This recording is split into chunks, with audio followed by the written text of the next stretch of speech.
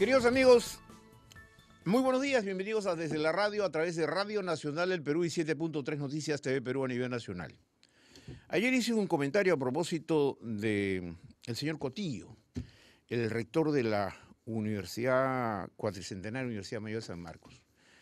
Él se ha ratificado una vez más, tercamente, de que solo lo van a sacar del cargo, ¿no?, que está en clara rebeldía y probablemente un nivel de usurpación de funciones, si es que se le aplica la ley universitaria vigente, porque ha dicho que solamente a los tanques, es decir, la fuerza lo podrá sacar. No sé si el señor quiere victimizarse, que vaya la policía o vaya autoridades para sacarlo por la fuerza. No sería lo más recomendable porque sería un poco justificar lo que él está buscando, ¿no? Buscando que justamente lo saquen de una manera violenta del rectorado. Si está atrincherado o no, no lo sabemos, pero lo que sí debe entender el señor Cotillo, que es un profesional inteligente, que ese ejemplo no debe prevalecer en el Perú, porque un funcionario público como es el señor Cotillo tiene que cumplir la ley. Los que en este país somos ciudadanos a partir de los 18 años, estamos obligados a cumplir con la ley, nada más que eso. Si la ley nos parece buena o mala, ese es otro tema, pero la ley está aprobada. Se le ha dado precisamente en el marco del Tribunal Constitucional la garantía que es una norma que respeta los márgenes y las normas constitucionales y legales. En tal suerte que, señor Cotillo, en clara rebeldía a la autoridad, está señalando que él forma parte de un microestado, en este caso de la universidad, donde él puede hacer lo que quiera. Ayer se presentó con su Estado Mayor de catedráticos para demostrar, dijo él, que está consolidado en su posición. No, señor. La ley dice lo contrario, que usted tiene que dejar el cargo antes del 31, si no, el 31 de diciembre, y convocar a una asamblea estatutaria o una asamblea que designe nuevas autoridades vía elecciones de la comunidad universitaria. Así de simple es la regla de juego. En el Perú tenemos que rescatar y restablecer el principio de autoridad, queridos amigos, señor, señora, que usted me escucha. El principio de autoridad, el Estado de Derecho, porque justamente por este tipo de quiebras institucionales se producen lo que hemos tenido en el pasado. Los tradicionales golpes de Estado, patean el tablero cuando les dan la gana y finalmente los perjudicados somos los ciudadanos. Así de simple. Entonces, aquí no entremos ya en medias tintas ni enjuagar el tema para ver qué sale de todo esto. No. El señor Cotillo que reflexione en las próximas horas de declinar y dejar el cargo para que otra autoridad lo asuma. Y el Estado restablecer ese principio de autoridad. Tiene todas las facultades. Pueden subrogarlo, reemplazarlo, no enviarle recursos y sencillamente así, aplicando la ley. Nada más que eso. Insisto, podemos estar de acuerdo o no con la ley universitaria, pero para eso están las instancias correspondientes de un Estado de Derecho para debatirlas y discutirlas y, si se quiere, modificarlas. Porque la expresión yo me la tumbo, eso no corresponde a una democracia, porque no se pueden tumbar las cosas porque a alguien se le ocurre tumbar. No, así no es, pues.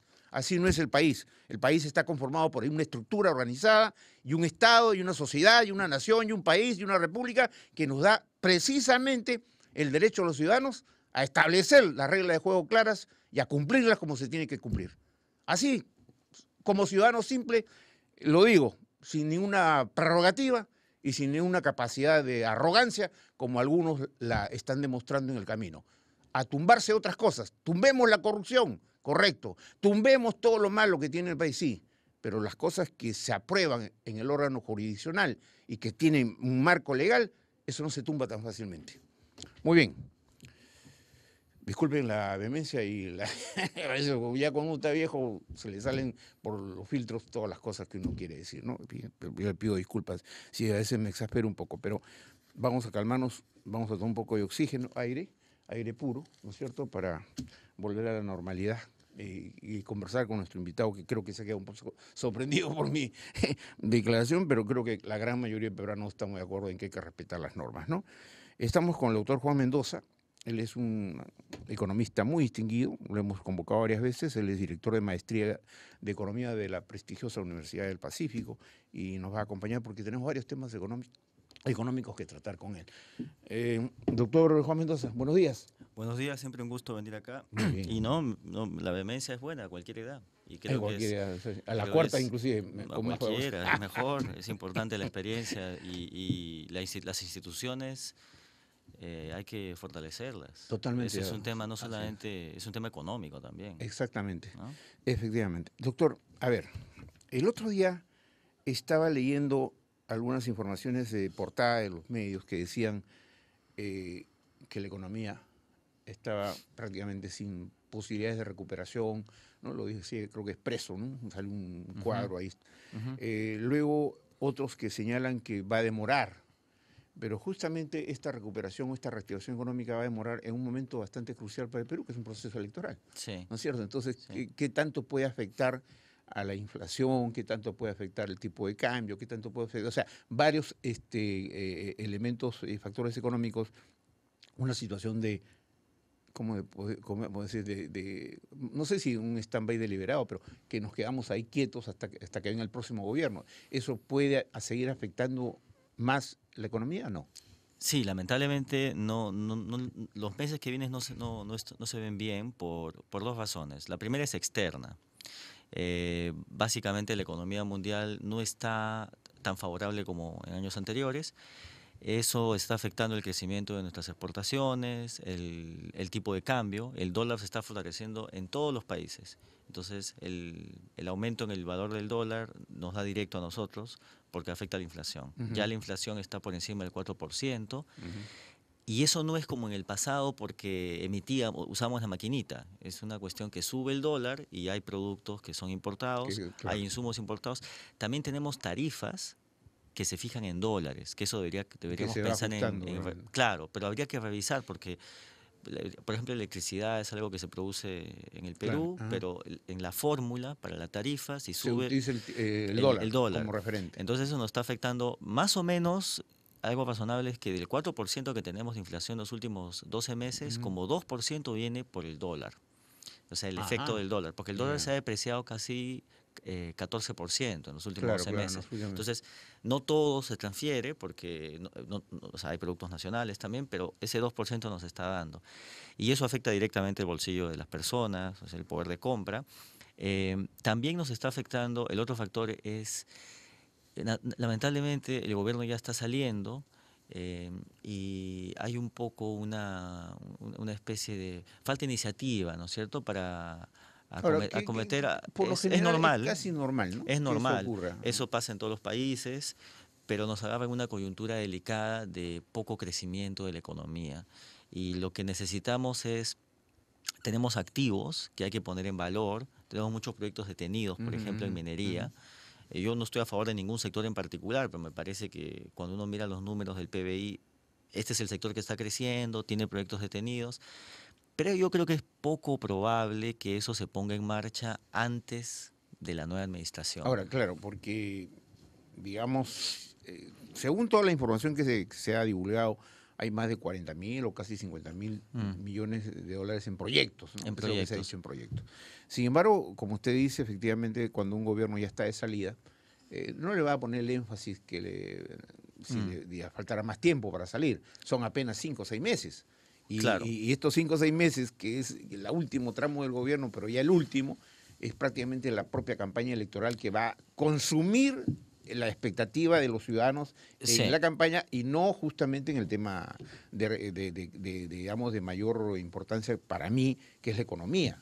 Sí, pero hay cosas positivas también, ¿no? Por ejemplo, me parece que el presupuesto Sí. Es responsable para el 2016. Ya, este presupuesto que es de 138.000 Sí, millones. es Ya. responsable porque es prudente. Digamos, a ver, no me quiero meter en política, pero quizás porque el candidato del gobierno de turno, del partido de gobierno, probablemente no está entre los primeros. eso va a limitar la utilización de recursos públicos con fines electorales. Ya, correcto. Eso es algo positivo, porque claro. fíjese que en otros países, nos ha pasado a nosotros también anteriormente, a veces el gobierno de turno para que su candidato salga, Saca plata de la caja. eso no va a pasar, es bueno, porque hay que ser prudentes en un entorno complicado, no hay que gastarse Ahora, pero los este es un recursos. presupuesto ya no hecho para este gobierno. Pero también por eso, sí. O sea, el presupuesto de la República será, bueno, con este presupuesto vamos a pagar salarios, vamos a pagar, no sé, pero básicamente va a ser un presupuesto que esa caja va a tener que ser utilizada por el próximo. O sea, cuánto le dejo en el presupuesto de la República, porque no hablemos de las reservas ni de esa cosa, hablamos del presupuesto que está calculado supuestamente para los próximos 12 meses. Nadie puede prever qué va a pasar, por ejemplo, si Estados Unidos decide elevar su tasa de interés. Por ejemplo, o sea, Sí. ese presupuesto, ¿cómo queda? Sí, a ver, hay varias cosas. A ver. Uno es, creo que lo más preocupante es lo que está pasando con los precios de los metales. El cobre, por poner un ejemplo, que es nuestra principal exportación, Sí. estaba el 2012, a mediados del 2012, estaba en $4.6 la libra, 4.6. Ya. Hoy día está rozando 2, o sea, está Oh. menos de la mitad. Entonces, hay producción minera nueva, pero estamos vendiendo a menos del 50% de lo que vendíamos antes. Es como que una tienda Sí, obvio, claro, dobla claro. su producción, pero el precio le cae, entonces no. Claro, entonces Por eso no estamos. O sea, los niveles de recuperación van a ser más lentos. Van a ser más lentos. Yo creo que hay que a tener unas reformas, pero primero poner en marcha estos proyectos que ya están financiados, que son rentables, que están detenidos por la conflictividad, que no digo que sea fácil, pero como peruanos debemos encontrar la solución. Pero también creo que es el momento de empezar unas reformas de más largo aliento, porque no quiero ser pesimista, pero una de las cosas que hemos visto en los últimos 25 años es que hemos crecido bastante, 5% en promedio, nunca habíamos crecido así sostenidamente, pero ha sido también con mucha ayuda de buenos precios, situación externa favorable, ¿no?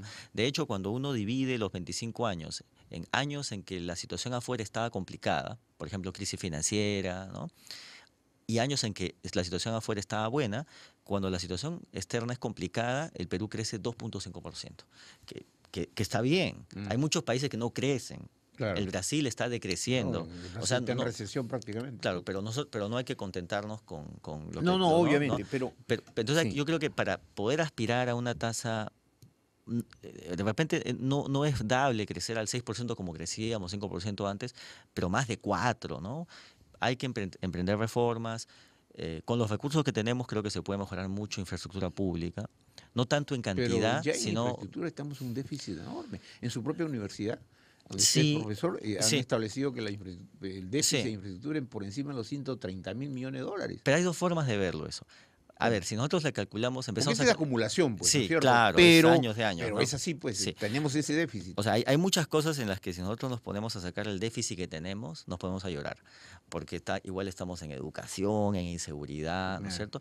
Pero yo creo que con los recursos que se tiene, porque los recursos no van a llegar mágicamente, ¿no? Nadie nos va a dar plata, ¿no? No nos podemos endeudar tampoco irresponsablemente como alguna vez hicimos. Se puede hacer mejor. Por ejemplo, en infraestructura le doy unos ejemplos, ¿no? El grueso de la población peruana ahora está en la costa, ¿no?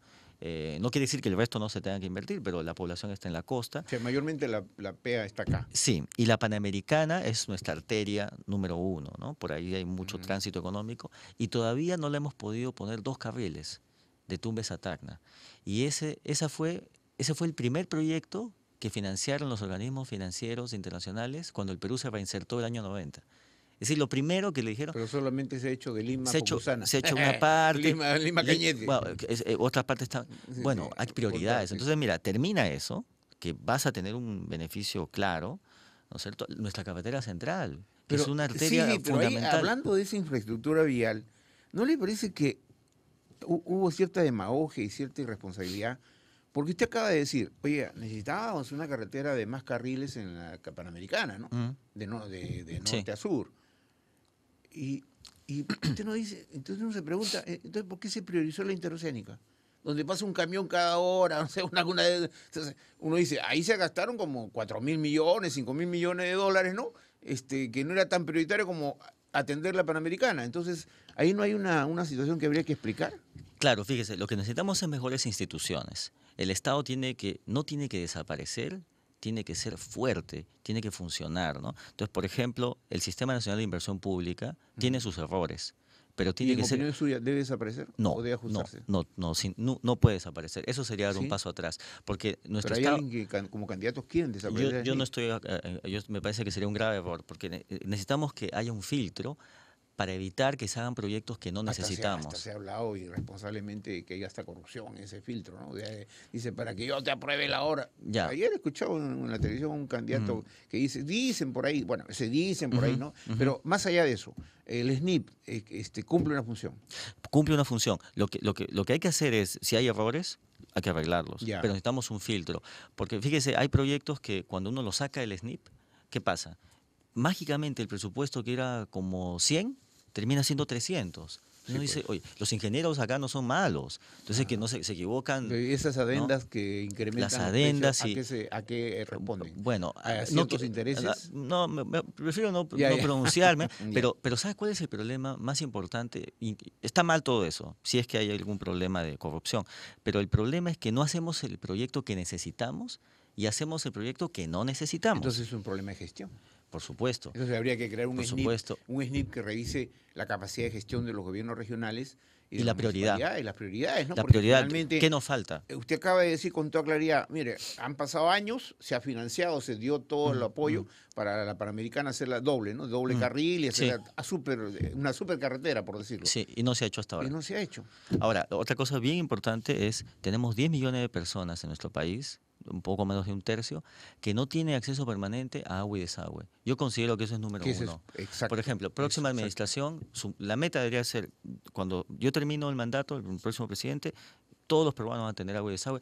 Es un paso, o sea, no podemos estar Pero con esa oferta política, doctor Ujú. electoral, Sí. siempre ha existido, por lo menos en los últimos 10 años, yo he escuchado en las campañas Mm. que les vamos a dar agua para todos, ¿no? Bueno, no todos tienen agua, al No, contrario, no, por eso ¿no es que cierto? Entonces, ¿de qué se trata? Simplemente de ofertas esquivas, ofertas... yo creo que lo que pasa es que el sistema de inversión pública tiene que ser más fuerte porque efectivamente lo que ha sucedido es más que fuerte en establecer, en establecer perdone, las prioridades, prioridades. prioridades, Ya, ya, correcto. porque y ningún proyecto se puede salir. No, no se puede salir, porque cuando se salen esos proyectos, fíjese que nos gastamos miles de millones de dólares en unos proyectos que uno le pone un interrogante enorme sobre si deberíamos hacer eso antes que dar agua y desagüe, antes que tener la Panamericana, la carretera central, que es una arteria, Es fíjese, increíble. es el Cada corazón, cierto tiempo estamos bloqueados porque suministro alimentos. este verano probablemente, como casi todos los Con el veranos, fenómeno del algún niño. día o alguna semana va a tener, y es el corazón del país. Acá Sí. está el centro, ¿no? Hacia la Sierra Central, ese es el centro Pero del Perú, eso no digamos. significa una escasez de planificación en los que llegan finalmente al poder, porque esto de la carretera central, usted sabe que probablemente usted no había nacido y ya se discutía el tema, ¿no? Claro, Sí, sí, seguramente usted no había nacido, yo recuerdo que sí, se discutía que sí, la carretera central, ¿qué pasa? Que no, esto sí, es un no, y cuello de botella. hay un proyecto de que es el túnel en Río Blanco. Ajá, Me parece que eso es de los años 50. Efectivamente, yo no había nacido, exacto. pero ya estoy en la época de Odría, ¿no? Y todavía todavía Mire, estamos mire viendo usted, si lo mire. hacemos. Yo creo que el asunto es, tenemos que ser más exigentes con nuestros candidatos en términos de propuestas, en el sentido que la presidencia de la República es el trabajo más importante que hay en nuestro país, ¿no? Imagínese usted cuando va a entrevistar a un ejecutivo, un gerente, Ujú. es exigente, le pide su Sí, sí, sí, currículum, sí. estudiado. Entonces, yo sé que en todos los países los políticos siempre tienen la tentación a no decir las cosas impopulares y a más bien a decir cosas que no van a poder, ya. Así es. Pero hay que ser, pero aquello de nuestro país es mucho la diferencia entre lo que se dice en campaña y lo que finalmente se hace, y eso demoraliza al ciudadano, ¿no? Entonces hay que ponerle primero una cierta restricción. Cualquier propuesta tendrías que decirme cómo la vas a financiar, dónde vas a sacar los recursos. Número dos, ¿hay alguna experiencia internacional que eso funcione?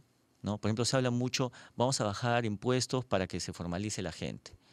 Pero, a ver, si yo soy informal y a mí me dices, si da factura, cuesta, sin factura cuesta 100, con factura cuesta 118, que es el IGB. Mm, Si me lo bajas a 115, igual voy a ser informal. ya. O sea, ¿no? Entonces Entonces, eso me lleva a preguntarle. realismo. Claro, eso me lleva a preguntarle. ¿Es conveniente, estratégicamente bueno para la economía, que la propuesta que ha formulado en este caso el señor Kuczynski, PPK, de que se pueda rebajar el IGB hasta en 15 es conveniente, porque si tenemos gran problema de recaudación Ujú. y bajamos encima el IGB, es decir, No, que no estoy de acuerdo. No, me parece mala idea ya, porque lo que necesitamos es mejores servicios públicos.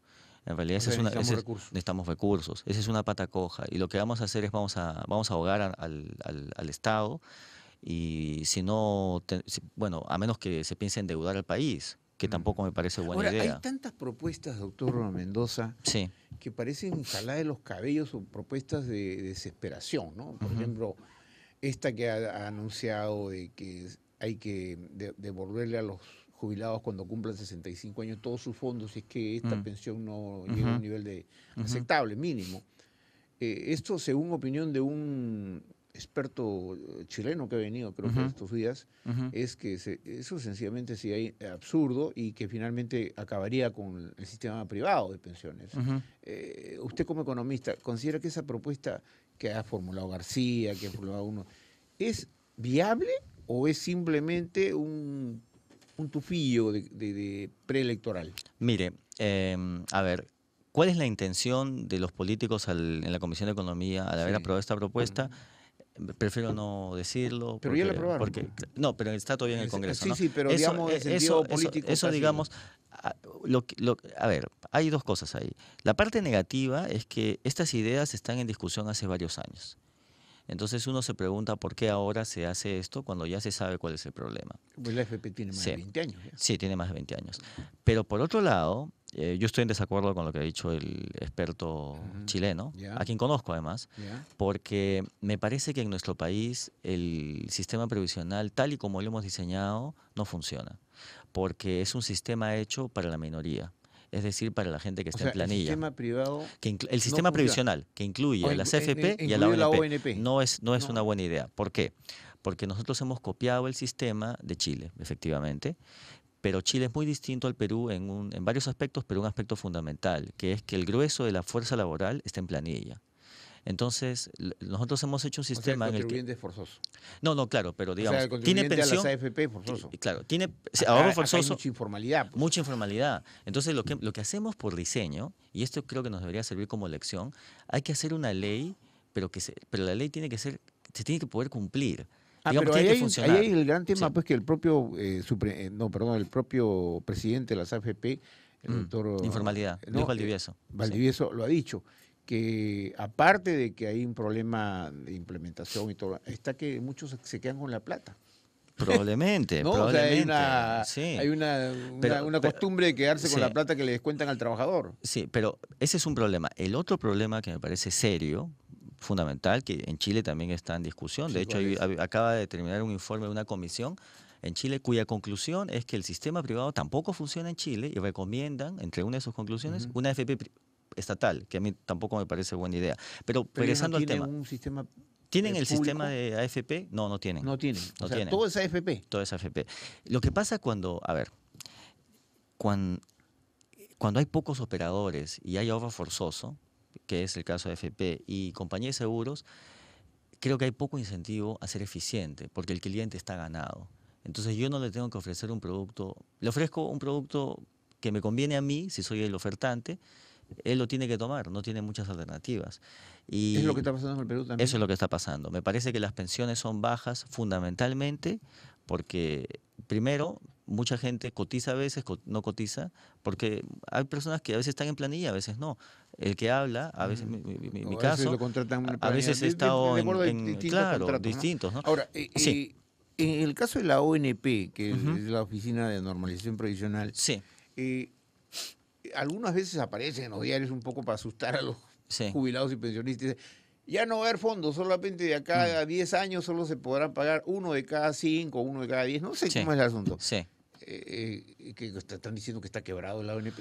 A ver, el problema de la ONP es que arrastra el pasivo de lo que antes era el IPS, el Instituto Peruano de Seguridad Social, que con la hiperinflación básicamente todos los activos se licuaron, ¿no? Entonces y como hay gente que ha aportado antes del 90, hay que pagarle su pensión. Pero los aportes que hicieron... 4%. Claro, pero los aportes que hicieron antes del 90 eran magros. Y con la hiperinflación se hicieron Por eso, cero, ¿no? ahora más, Se desaparecieron. totalmente, Ese es el claro. asunto. Pero yo pienso que en el tema de pensiones hay que ver, hay algunos países en el mundo, entre los que se cuenta el Perú, ¿no?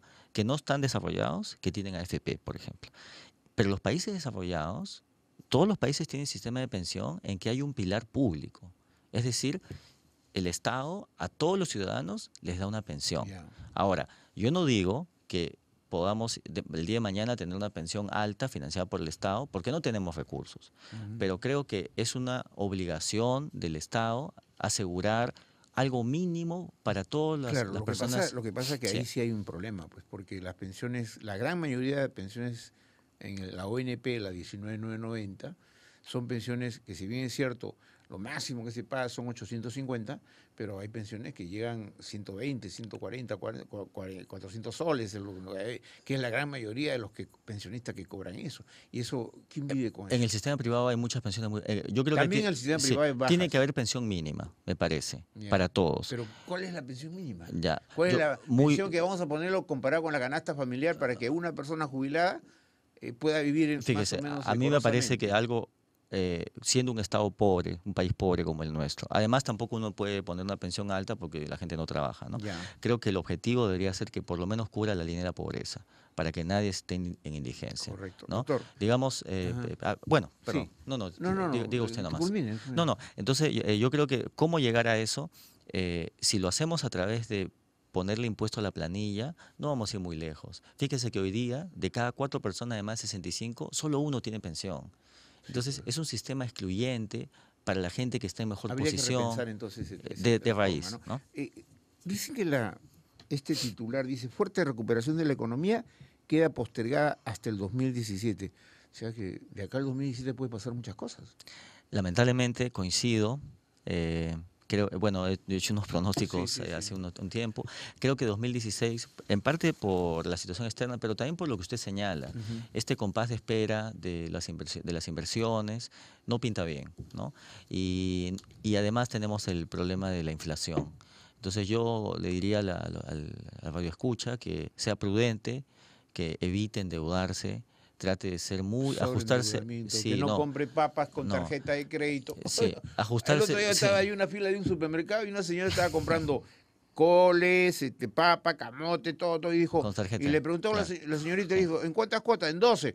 Esa col, cuando termine de pagar, Sí. le va a costar como 60 soles por el costo del financiero. Va a ser muy Y caro. la gente no entiende eso. Por eso Sí. que se han reendeudado y Sí, superendeudado. el endeudamiento está creciendo y yo creo que hay que ser muy prudentes. Cuando la economía crece rápido, Cierto. quizás uno puede Bien. endeudarse, ¿no? Pero no ahora. Compre sus alimentos con efectivo. Con lo que usted, pero administre bien sus recursos, pues, porque usted compra con tarjeta de crédito, todo eso le va a salir carísimo. Una botella de aceite que cuesta 5.50, finalmente a los 12 meses le va a costar la botella de aceite, me calculo usted más o menos como 20 soles. Entonces, ¿cuál es el negocio? El negocio es para la entidad financiera, no para usted. Ese es el tema. Bien. Muchas gracias, doctor Mendoza. No, encantado. Como siempre, Muchas ha sido gracias. muy esclarecido. Permítame. Tenemos una última noticia. El Perú necesita cambios para seguir creciendo. Ese es el lema del CADE que se inaugura hoy con la presencia de importante sector empresarial y que obviamente tendrá la participación de 5 candidatos, los más visibles, los más presuntamente seguidos por la opinión pública, que van a estar en CADE a partir del día de hoy. Y faltan 23 días para Navidad. Miren cómo se pasó el año. Yo hace poco nomás calculaba qué iba a hacer con mi gratificación de Navidad. Y ya ni la tengo porque ya desapareció hace rato. No, faltan 20 días para Año Nuevo. No sé si este año podemos tener un buen Año Nuevo. Y 160 días, atentos, hoy 160 días para las elecciones. Esta suerte que vamos haciendo el calendario para que usted ya tenga idea de cómo programar su vida como ciudadano. Muy bien, gracias, doctor. Encantado, muchas gracias. Desde la radio, a través de Radio Nacional del Perú y 7.3 Noticias, TV Perú a nivel nacional. Muy buenos días.